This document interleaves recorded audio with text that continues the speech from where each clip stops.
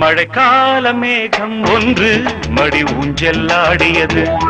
இதற்காகத்தானே அன்று ஒரு ஜீவன் வாடியது. மழைக்கால மேகம் ஒன்று மடி ஊஞ்செல்லாடியது. இதற்காகத்தானே அன்று ஒரு ஜீவன் வாடியது. இத்தனை காலம் சித்திர பெண்ணை பார்வை தேடியது.